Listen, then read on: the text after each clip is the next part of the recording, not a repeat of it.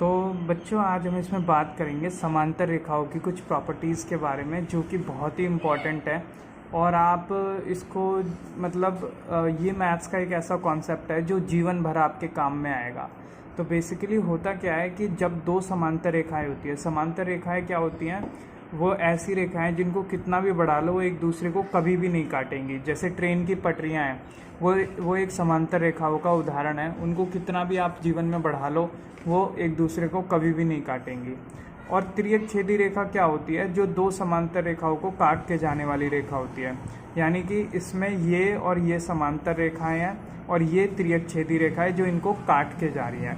तो इससे कुछ कोण बनते हैं। जब दो समांतर रेखाओं को तिर्यक छेदी रेखा काट के जाती है तो टोटल 8 कोण हमें प्राप्त होते हैं। 1 2 3 4 5 6 7 8, जिनकी नंबरिंग मैंने कर दी है। तो इन कोणों की कुछ प्रॉपर्टीज़ होती हैं। वो क्या क्या प्रॉपर्टीज़ होती हैं? तो सबसे पहली प्रॉपर्टी होती है संगत कोणों की। संगत कोणों की क्या प्रॉपर्टी होती है कि जैसे यहाँ पर एंगल 1 है, ये एंगल 5 के बराबर होगा, और एंगल 2 है, ये एंगल 6 के बराबर होगा। इसी प्रकार से एंगल 4 एंगल 8 के बराबर होगा, और एंगल 3 एंगल 7 के बराबर होगा। ऐसा क्यों हुआ है? यहाँ पर भी देखो एक ऐसा कुछ बन रहा है और यहाँ पर भी ऐसा कुछ बन रहा है। तो ये इसकी जो पोजीशन है वो इसके जैसी पोजीशन है ऊपर और लेफ्ट में। इसकी पोजीशन इसके जैसी पोजीशन है, ये भी ऊपर है राइट में, ये भी ऊपर है राइट में। इसकी जो पोजीशन है ये इसके जैसी है नीचे लेफ्ट में, और इसकी जो पोजीशन है नीचे राइट में इसके जैसी है। तो इसीलिए 4 जो है आपका 8 के बराबर हो गया, 3 जो है 7 के बराबर हो गया, 1 जो है वो 5 के बराबर हो गया, और 2 है वो 6 के बराबर हो गया। इनको बोलते हैं संगत कोण।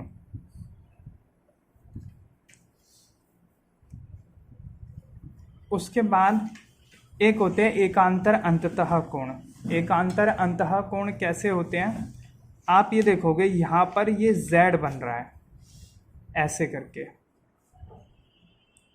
तो ये वाला जो कोण है ये इस वाले कोण के बराबर होता है। यानी कि जो एंगल 1 है वो 7 के भी बराबर होगा, और Z ऐसे भी बन रहा है। तो एंगल 2 है वो 8 के बराबर होगा। ये देखिए, पहला जो Z था वो ऐसे बन रहा था तो इसलिए 1 7 के बराबर हुआ। दूसरा जो Z था वो ऐसे बन रहा था तो एंगल 2 जो है वो 8 के बराबर हुआ। इनको बोलते हैं एकांतर अंतः कोण। अब जब एकांतर अंतः कोण है तो एकांतर बाह्य कोण भी होंगे। तो सिंपली देखो, Z ऐसे बन रहा है तो बाहर, इसके बाहर क्या है? 4 है, और इसके बाहर 6 है। तो एंगल 4 बराबर एंगल 6 भी होगा, और Z ऐसे भी बन रहा था तो एंगल 3 बराबर एंगल 5 भी होगा। इनको बोल देंगे एकांतर बाह्य कोण। वैसे एकांतर बाह्य कोण का ज़्यादा इस्तेमाल नहीं होता है, ज़्यादा इस्तेमाल एकांतर अंतः कोण का ही होता है। एक बार फिर से बता देता हूँ। ये आपका Z ऐसे बन के जा रहा है तो इसके बाहर ये एंगल 4 है और इसके बाहर एंगल 6 है, तो एंगल 4 बराबर 6 होगा। Z ऐसे भी बन के जा रहा है तो इसके बाहर एंगल 3 है और इसके बाहर एंगल 5 है, तो एंगल 3 बराबर एंगल 5 भी होगा। अब ये तो हुई एकांतर अंतः और बाह्य कोणों की बात। उसके बाद अगली जो चीज़ आती है वो ये आती है कि एंगल 1 और 8 को जोड़ोगे तो वो 180 डिग्री के बराबर होगा। एंगल 2 और 7 को जोड़ोगे वो भी 180 डिग्री के बराबर होगा। ऐसा क्यों होगा? इसके पीछे की जो रीज़न है वो ये होता है कि तिर्यक छेदी रेखा के एक ही तरफ बने अंतः कोणों का योग 180 डिग्री होता है। यानी कि अगर जैसे ये आपकी दो समांतर रेखाएं हैं और इनको कोई तिर्यक छेदी रेखा काट रही है, तो ये वाला जो कोण है, ये वाला, इन दोनों का योग 180 डिग्री होगा, और ये वाला जो कोण है, ये वाला जो कोण है, इनका योग 180 डिग्री होगा। तो जैसे कि बात करें तो रीज़न लिखेंगे हम, तिर्यक छेदी रेखा के एक ही तरफ बने अंतः कोणों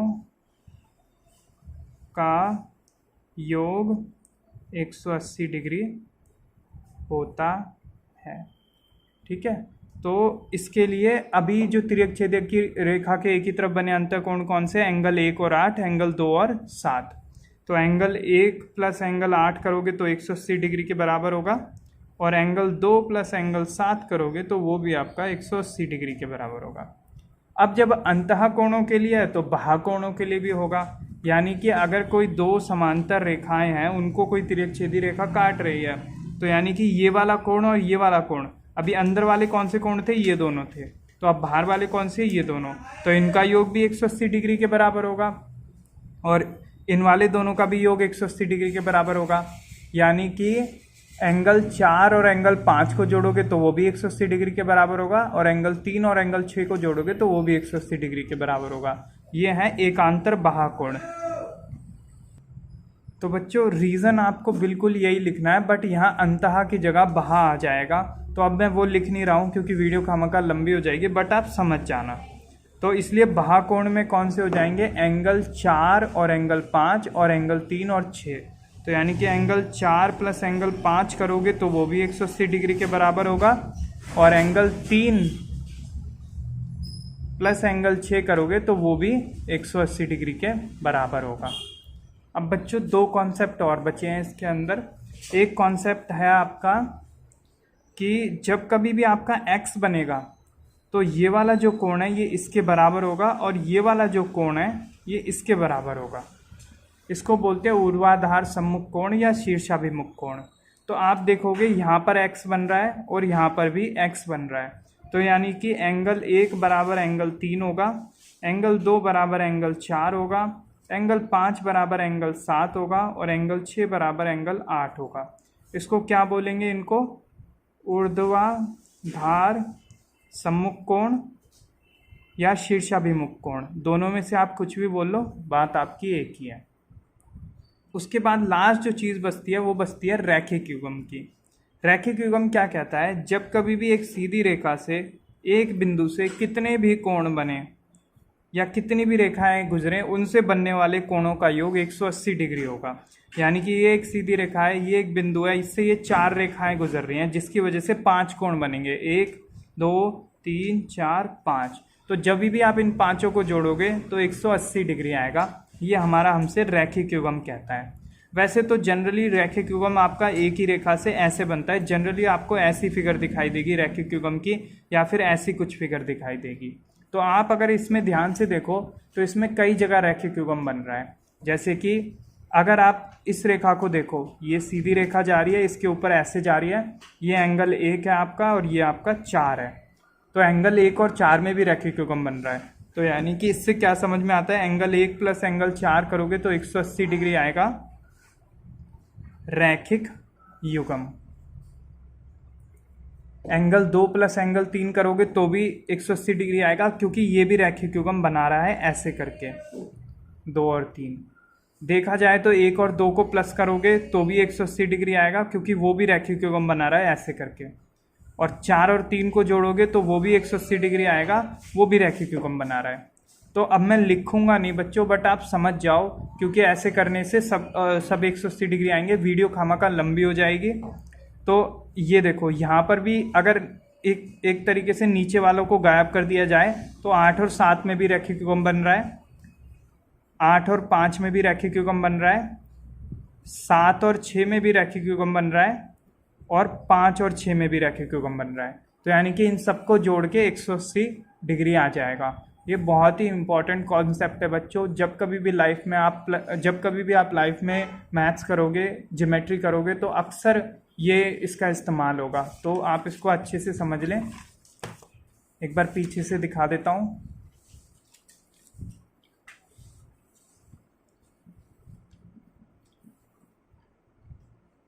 यहाँ पर बस यही लाइन आएगी, अंतः की जगह बाह्य आ जाएगा।